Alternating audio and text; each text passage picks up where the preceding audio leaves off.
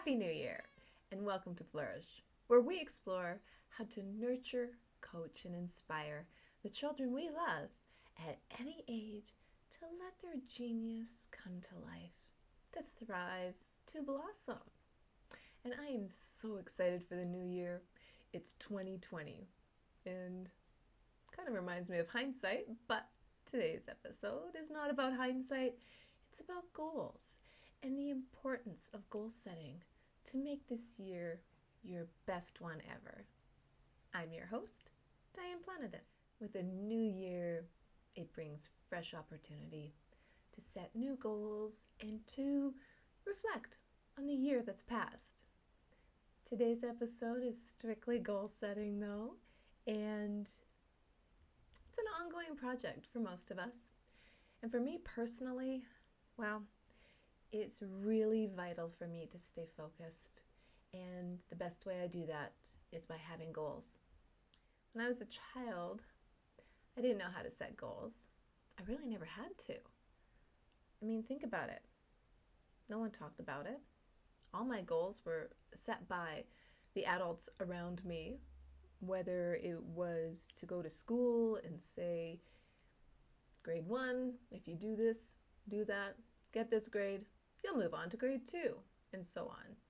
So you really had goals set by your parents and your schedule and the school and your teachers, but they never really taught me, at least, how to set my own goals. With my parents growing up on a farm when they had the orchard, the schedule was set by my dad. Today, we need to pick 2,000 pounds of apples because they're ripe for the picking.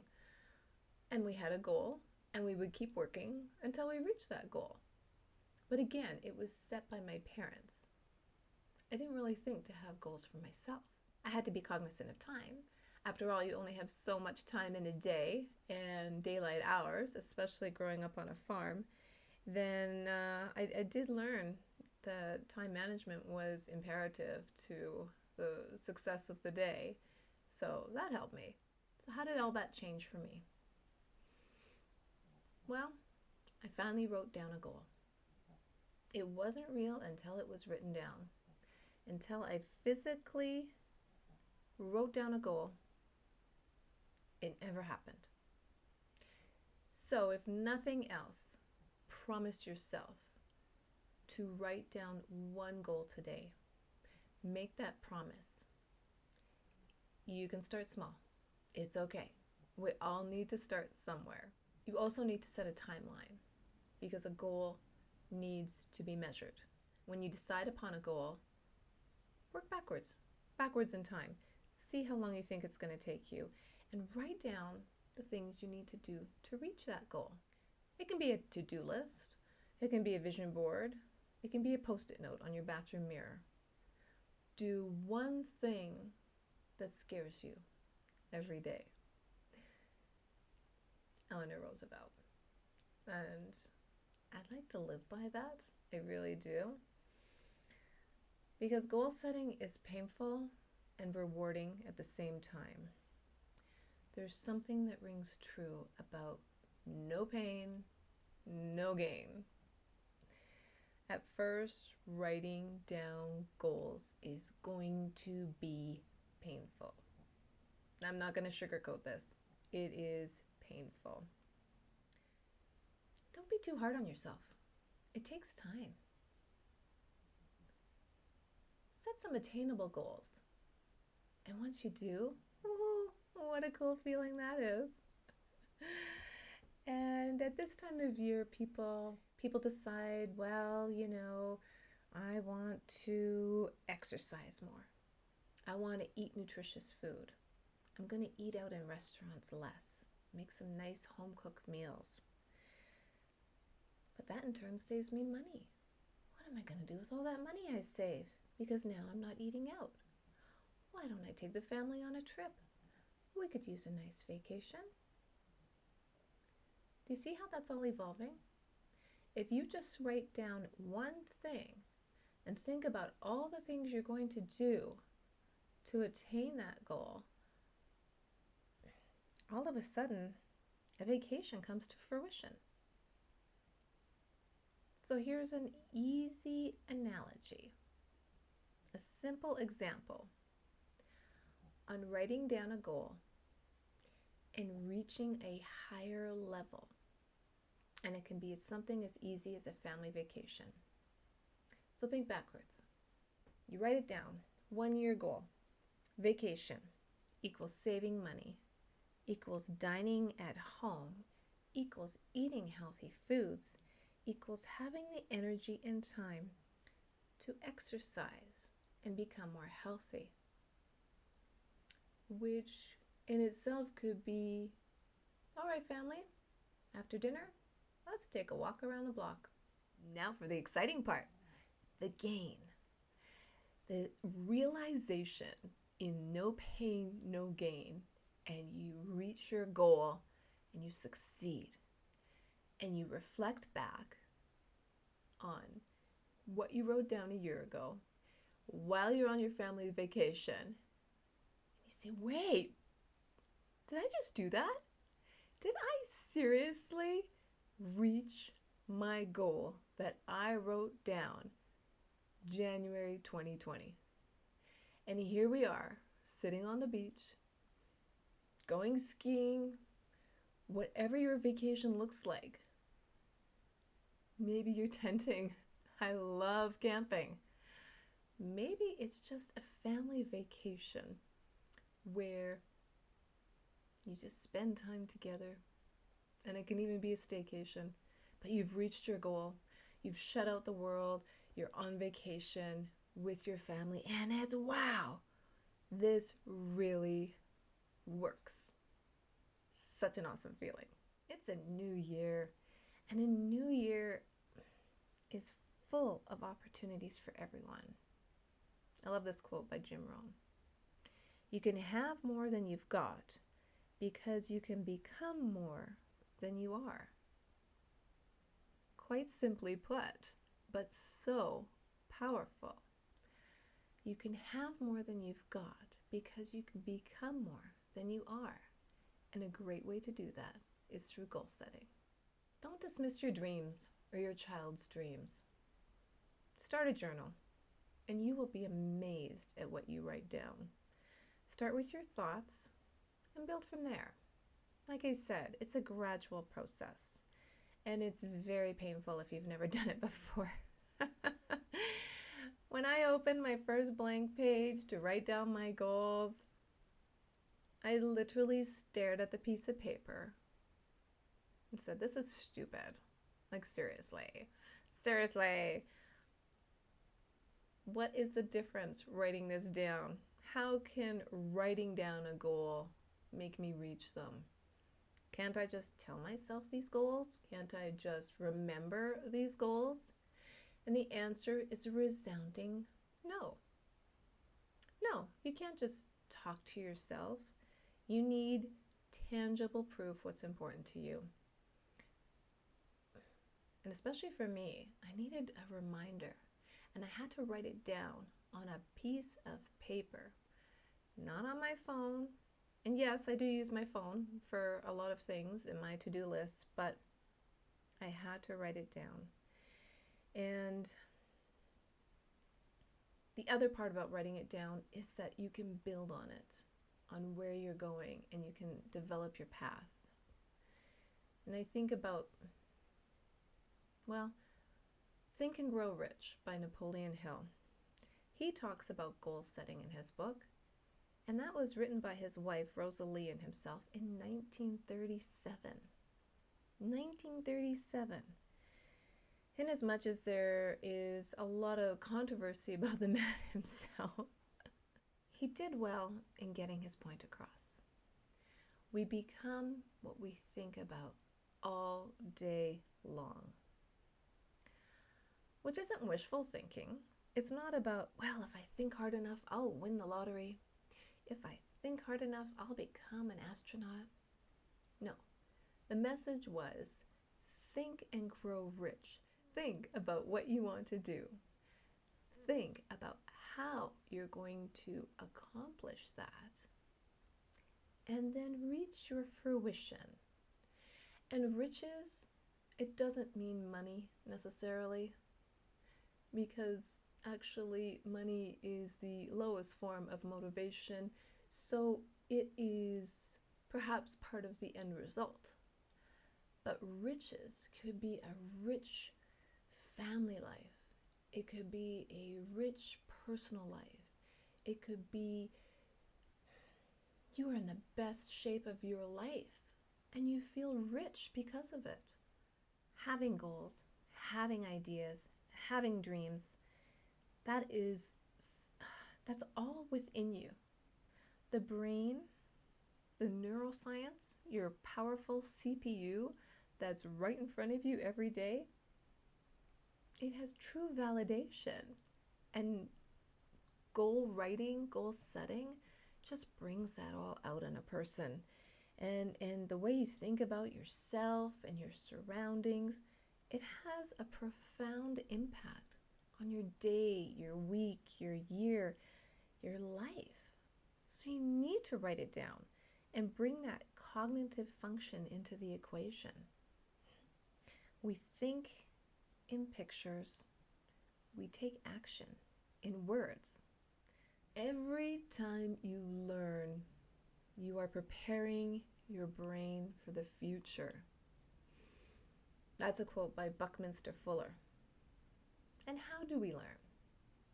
Well, in the episode The Power of Paper, I do go into great detail about the importance to your brain on writing and essentially remembering. If you write it down, you will remember it better. Goals and how to reach them doesn't come to you all at once. Teach yourself gradually and build from there.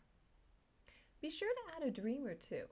That's where it comes even more exciting. Something to hold on tight to every day. We all want something to look forward to. Goal setting makes that happen. You will then feel so empowered. You're going to feel exuberant as you take hold of your own destiny. Oh, how exciting. Be sure to bring your children on that quest. It's an amazing adventure. This past holiday season, we had an opportunity to do a road trip. Yes, a road trip in the winter, in the snow. We could have flown, but we chose to drive. And I love a driving holiday. And 2 days, 24 hours later, me and my family had precious quiet time together with our own thoughts that we could reflect on. And we also had the most prolific discussions, things that just pop into mind. Opinions, ideas. Nobody's right or wrong. You don't have to be. When you're with family, your guard's down and you're just enjoying debating, discussing, and dreaming together. It's really super nice. But it was during this time that Nicholas told me one of the most amazing things he learned while growing up. Mom, you taught me how to study, and because of that, I am now sharing my savage, his words, not mine, studying technique with others. I didn't realize that everyone didn't learn how to study, to set goals and deadlines until I went to university. Wow, I was amazed. And I said to Nicholas, thank you. Thank you for saying that. Until this moment, right now, I didn't realize I had that much of an impact on you. I really didn't. I always thought you had a natural drive. I really did. I could have not asked for a better gift from my child. A very nice compliment and a true revelation for me indeed. So thank you, Nicholas, for letting me know. I really appreciate it. I do. I have numerous goals in different timelines, but one goal that never changes for me is my daily goal. I have a daily goal, which is literally to create a positive vision before I get out of bed. I start the day with a happy thought, if nothing else. Visualize yourself being efficient and successful today. You can overcome all obstacles. That is a quote from Michael Daphne, which I say to myself every day. I have a happy thought before I get out of bed anywhere. So start the day with a positive thought, positive energy, and keep your goals handy. If you cannot come up with a positive thought, you better set one by your bedside. Set it by your bedside and read it aloud to yourself every morning before you get out of bed. And find what works for you. Maybe buy that journal. Maybe get a little tiny notepad that you can put in your purse or in your back pocket. Some people love vision boards, and I'm actually going to explore that for myself because I've actually never done a vision board, and it might make sense, because if you like to see pictures of your goals, then a vision board is for you. Create the best one ever. Create one as a family. Put up a blackboard or a whiteboard. Tell your children, write freely on the blackboard. What are you thinking? What are your goals? What are your dreams? What are your aspirations? Put it somewhere where everybody can see it. Or maybe make a board just to put sticky notes on, or leave messages for each other. I think it can be super fun, especially if you do a countdown. So let's say you do decide to do the family vacation. Put up a big calendar and check off every day that you get closer to your goal. Write down every penny you've saved by eating at home. The countdown can be really super fun, and if you don't want to do a family vision board or a goal, just keep them to yourself. Help your child develop theirs, because I don't know, every now and then there could be a few naysayers out there in the background, ready to pounce, ready to squash your dreams. If you want to keep them to yourself, keep them to yourself. But keep accountable. Don't give those naysayers any power. No. Be the positive influence, the positive proximity, the positive environment. You and your children need to be around like-minded individuals, and by doing so, it'll support your goals even that much more. I tell you one person that was diligent about the proximity factor and goal setting was Steve Jobs. And he reflects on this in his 2005 Stanford commencement speech. If you ever have an opportunity to listen to it or watch it, I highly recommend it. But here's a little excerpt from it. Stay hungry, stay foolish. Your time is limited, so don't waste it living someone else's life. Don't let the noise of others' opinions drown out your own inner voice. And most important, have the courage to follow your heart and intuition. They somehow already know what you truly want to become.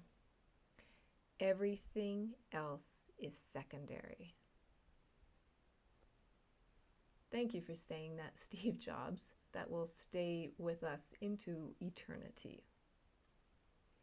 This is where you will find your goals and your dreams and bring them to life. We are all born with a gift. We are all born with purpose. Life's journey is to hone and develop that gift, as purpose does change within, and it changes over time, and it changes with your goals. And you will realize that over time. And thank you, Nicholas, too, for sharing your savage studying skills that were learned through me. So that totally made my decade. And I'm really looking forward to 2020. And I really hope you are starting this year on a positive note and have a positive thought before you get out of bed. Live well, my friends. Write down one goal today. If you do so, you've already succeeded. It was painful, but you will realize that gain. I'm so excited for you. I'm excited for our future. I'll see you next week.